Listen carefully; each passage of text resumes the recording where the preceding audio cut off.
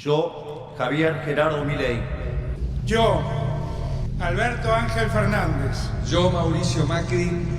Yo, Cristina Fernández de Kirchner. Yo, Néstor Carlos Kirchner. Juro por Dios, nuestro Señor y estos santos evangelios, desempeñar con lealtad y patriotismo el cargo de presidente de la Nación. El doctor Raúl Mujica.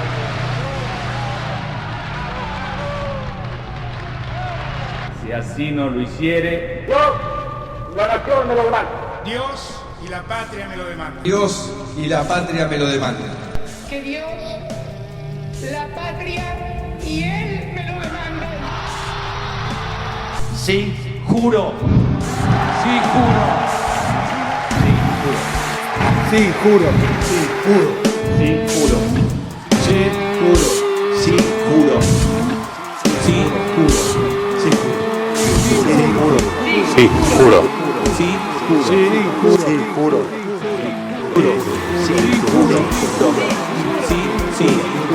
Sí, juro. juro.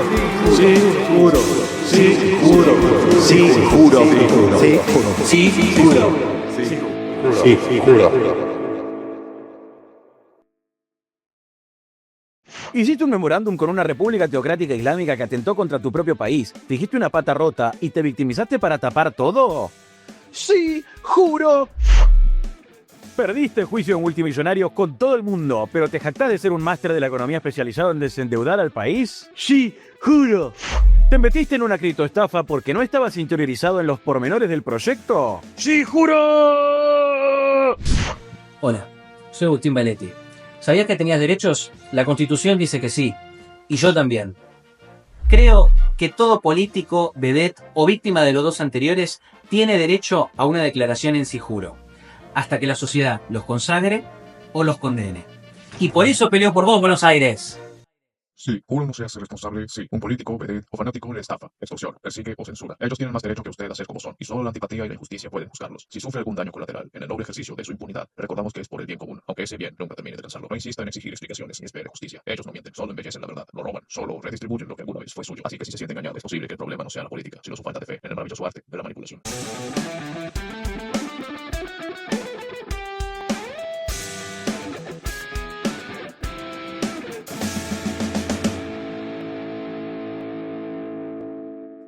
Bueno, aquí hemos vuelto.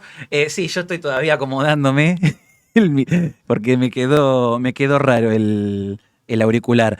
Pero nos vamos al otro lado del charco porque está Gaby conectado. Espero que podamos llegar a hacer algún juego. Tengo unos juegos muy divertidos que me estuve creando con la inteligencia artificial. A las 6:30 de la mañana hablando con la inteligencia artificial para hacer unos juegos muy divertidos con mi buen amigo Gabriel Sarti. Pero primero tenemos esto que tenemos aquí en pantalla, que es Geopolítica de un niño herido. Va a analizar el señor canciller de Sijuro, Gabriel Sarti. Ahora te ponemos otro nombre, pero propagandista de Occidente y canciller de Sijuro. Nos va a estar hablando sobre una anatomía de un personaje crucial para la política internacional, el señor Donald Trump. Contanos. Sí, bueno, primero que nada, Aus, ¿cómo andás? Gracias por recibirme.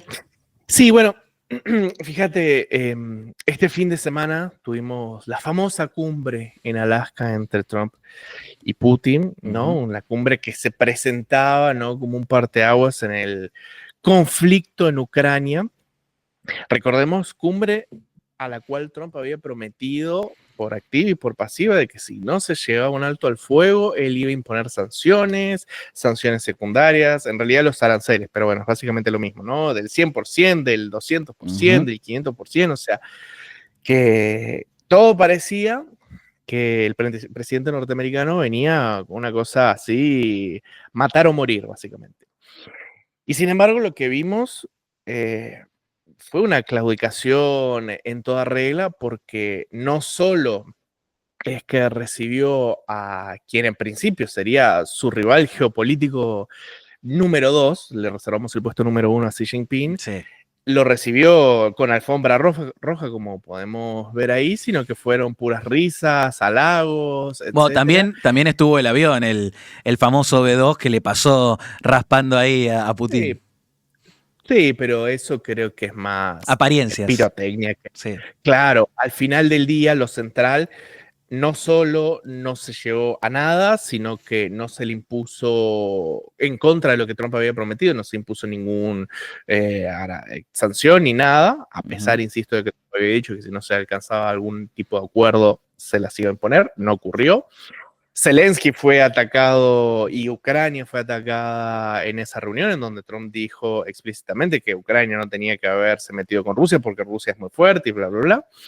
Y encima Trump asumió el marco mental del Kremlin que exige no un alto al fuego, sino directamente ir por una paz negociada.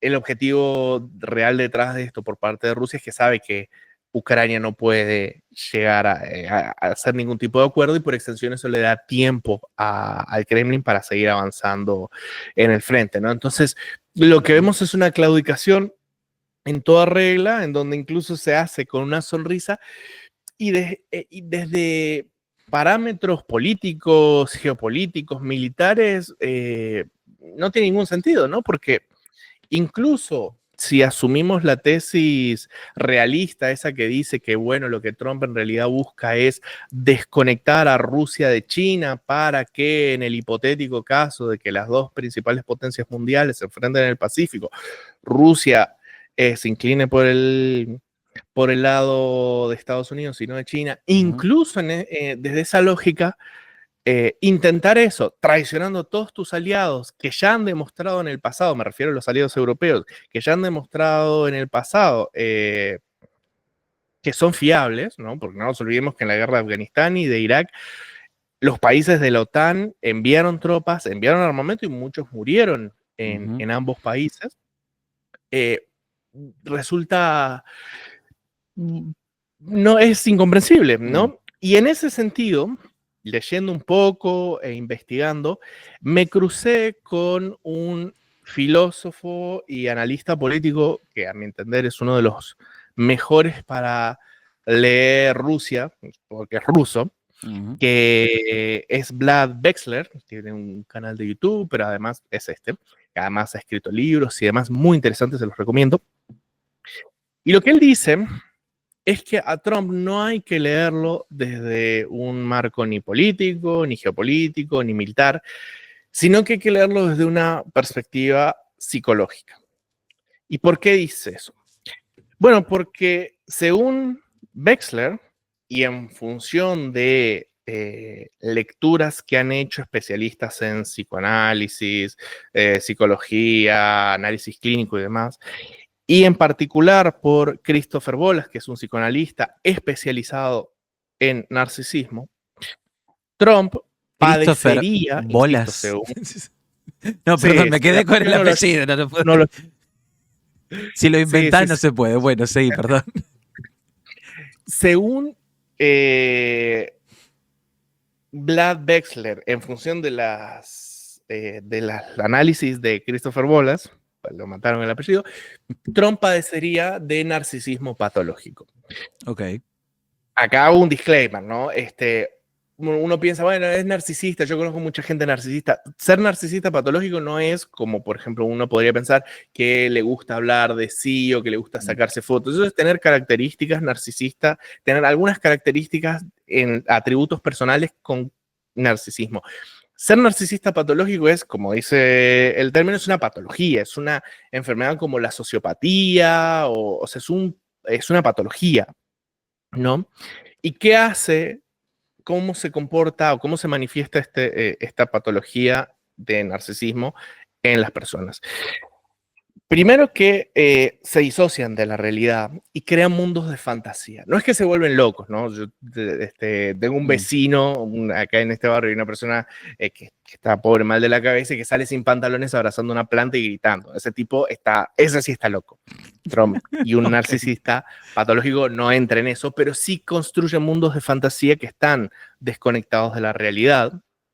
Y sobre todo tiene una pulsión enorme por el reconocimiento de el exterior, ya sea un reconocimiento positivo, pensemos en la adulación, etcétera, o un reconocimiento que en términos de psicoanálisis es lo que se llama combustible negativo, ¿no?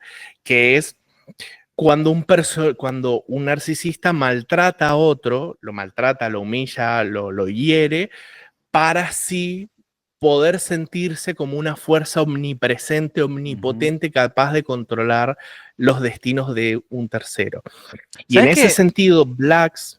¿Sabés qué? No, digo, pues me suena muchísimo esto que mencionás. Nada que ver, ¿eh? Pero tiene que ver un poquito. Steve Jobs, otro multimillonario que también ha surgido en su momento, que creo que tiene muchas cosas, muchas cuestiones admirables, pero que también ha generado también muchas rispideces, esta tensión de siempre de o me amás o me odias o no sé qué, y muchas tensiones que también generaba con toda la gente que lo rodeaba, con su familia, con la gente de su empresa, con absolutamente todo el mundo. Y una cosa que decían muchos es algo que vos dijiste recién, hablaban de el campo de distorsión de la realidad de Steve Jobs. Era un nombre que le ponían los que lo conocían a Steve Jobs y hablaban de eso. Y que tiene que ver con esto que vos mencionás, de cómo distorsionan quizás un poco esta realidad a su semejanza, a su forma de cómo ven el mundo. ¿En qué afecta esa distorsión de la realidad en, la toma de decisiones, en, no sé, lo que hemos visto hasta ahora del gobierno de Donald Trump? Bueno, fíjate, en esa búsqueda de ese ímpetu psicológico del sadismo, por ejemplo, cuenta Vlad, tenemos la escena entre Trump y Zelensky en la Casa Blanca, ¿no? O sea, ahí vemos a Trump humillando a Zelensky, no por una cuestión política, acá tenemos la foto, no por una cuestión militar ni nada, sino desde una pulsión, un ímpetu narcisista de sentirse grande, maltratando y humillando a un otro para tener esa cuestión de fuerza dominante, omnipotente y omnipresente sobre la vida de un tercero. Pero hay una tercera forma, y esta es la más interesante y que nos explica el vínculo que tiene Trump con Putin, que Bolas la define reflejo por asociación. Lo tengo anotado porque si no, no me voy a acordar nunca. En donde la figura con esta patología narcisista se acerca a figuras que él idealiza, que suelen ser más o de igual importancia y demás, se acerca a ellas, las magnifica, las glorifica, para cuando en ese acercamiento esa persona idealizada lo reconozca y haga algún halago y demás, ese reconocimiento tenga muchísimo más valor del que originalmente tenía. Y ahí Vlad de nuevo pone el ejemplo de su vínculo, esto es para más adelante. Vlad pone el vínculo entre Trump y Elon Musk. O sea, cómo Trump se acerca a Elon Musk porque es una figura que Trump idealiza, la agranda, ¿no? con esa manera tan maximalista que tiene Trump a la hora de hablar, para que cuando Musk haga un comentario a favor de Trump, ese impulso narcisista sea un octanaje altísimo. Vlad dice que esto que Trump ha hecho con Musk lo hace con Putin, pero a unos niveles exacerbadísimos. ¿Por qué? Porque Putin, de alguna manera, representa lo que Trump anhelaría ser, es el hombre que él desea ser. ¿Por qué? ¿Cómo es Trump? ¿O cómo dice ser Trump? Trump dice que es un hombre hecho a sí mismo, que es un hombre profundamente exitoso, muy inteligente y muy amado y respetado por todos. Pero la realidad es que eso no es cierto. Trump, gran parte de su carrera como empresario y demás es el resultado de ser el hijo de un mogul inmobiliario que era su padre. Hizo un montón de emprendimientos y proyectos que fracasaron, como su vodka, su juego de mesa, un montón de cosas, su aerolínea, tantos otros que fracasaron. No es un tipo, o sea, no digo que sea astuto, pero no es un tipo con una clarividencia, con una visión estratégica enorme, no lo es. Por el contrario, es un tipo muy dominado por sus impulsos emocionales y no es un tipo era un tipo que fue muy amado por el público neoyorquino en los años 80 y 90, pero nunca fue respetado. O sea, los medios siempre lo criticaban, se burlaban de él, era un tipo bastante maltratado. ¿Cómo es Putin o cuál es la imagen que Putin proyecta? Putin sí es un hombre hecho a sí mismo, es un chico de clase normal, nacido en Rusia, que entró a la KGB, fue ascendiendo, estuvo en Berlín durante la caída del muro de Berlín, después se convirtió en alcalde de San Petersburgo, se acercó a Yeltsin y terminó siendo presidente de Rusia. O sea, ese sí que es un hombre hecho a sí mismo. Es un hombre que sí es respetado en Rusia en un principio porque Rusia había crecido con el boom de las commodities, entonces la vida de un montón de gente había mejorado. Ahora en los últimos años, porque si criticas a Putin, te caes por una ventana o te tomas un café con polonio, esas cosas que tiene Rusia. Y es un hombre que además proyecta control sobre su entorno, cosa que Trump no tiene, control total sobre su entorno y que tiene una frialdad estratégica absoluta. O sea, Putin es un tipo estratégico a más no poder, cosa que Trump no es. Y por eso, dice Vlad, Trump anhela o ve a Putin como ese hombre que él quisiera ser. Y por eso él lo idealiza y desarrolla esta dinámica que Bola llama reflejo por asociación. Él ve a Putin, quiere ser Putin, no es Putin, y entonces se acerca a él. Y por esta cuestión, esta patología narcisista está todo el tiempo tratando de ganarse el favor de Putin en todo momento y en todo ámbito. Y por eso, cuando tenemos situaciones geopolíticas como la de este fin de semana, en donde Trump se reúne con Putin para llegar a un acuerdo o ver qué onda y presionar y demás, él deja de pensar y de analizar su vínculo con Putin como un vínculo entre Moscú y Washington por un conflicto internacional y demás, y se le dispara esta pulsión narcisista de querer todo el tiempo conseguir la aprobación de Putin. Gaby, y no nos olvidemos. Te hago una pregunta, porque creo que va a ser clave porque ya tenemos que ir cerrando. Haceme un teaser porque esta columna, vos me la planteaste como es una columna profunda y extensa que tenemos que hacer dos partes. Haceme un teaser de qué es lo que nos vamos a encontrar la semana que viene, de qué es lo que nos está faltando. Ahora estamos viendo esta faceta de Trump queriendo emular algo que no es, desde lo que vos estás planteando, de esto que vos estás trayendo. Ahora, ¿qué es la faceta que nos queda ver que no hemos visto hasta ahora? Sí, bueno, lo que te decía, a ver, Trump con Putin no es capaz de ejercer presión porque él se le dispara esta pulsión narcisista de querer la aprobación. Y lo que vemos con Trump es que no se lo puede leer ni desde una lógica política, ni militar, ni geopolítica, ni nada, sino exclusivamente desde una lógica psicológica, porque toda su trayectoria política y su agenda presidencial, porque como político ha sido presidente nada más, hay que leerla no desde un America First o desde una lectura de geopolítica del realismo que plantea Marsheimer ni nada, sino desde esta cuestión de que Trump es un narcisista patológico que está todo el tiempo obsesionado con ya sea recibir la aprobación de aquellas figuras que él idealiza o de superar a aquellas personas que lo han maltratado y lo han puesto en evidencia. Y por eso en la próxima columna de la semana que viene vamos a hablar y analizar la razón por la cual Trump está obsesionado con obtener el Nobel de la Paz, que en realidad encarna su obsesión con desplazar y superar a Barack Obama. No digas, no, ya lo dijiste. Pero bueno, lo tuvo que spoilear, pero lo vamos a desarrollar. Lo spoileé. Lo spoileaste para la gente. Pero eso va a generar más efectividad para tratar de seguir entendiendo un poquito de la figura de Trump. Creo que muchas de las cosas que trajiste son muy acertadas, a pesar de que yo tengo muchas cosas que creo que me parecen muy positivas también del gobierno de Trump y de lo que ha significado el gobierno de Trump antes y el de ahora también en algunas cuestiones. Pero también es verdad que es un personaje complejo que tiene muchas aristas teorías psicológicas muy interesantes para analizar porque afectan a la persona que toma las decisiones de la primer potencia mundial que define, al final de cuentas, los destinos de muchas partes del mundo. Antes de que te vayas, te hago un pero mini juego, porque capaz, si Franquito también vuelve a faltar, porque estamos todavía redefiniendo cosas con Franquito, lo vamos a profundizar, pero vamos a también hacer un teaser de eso. Vamos a hacer el boletín de noticias falsas, el que es la imagen con distintas figuritas, no en la que tienen los títulos, porque me equivoqué en una cosa de los títulos. Ahí está.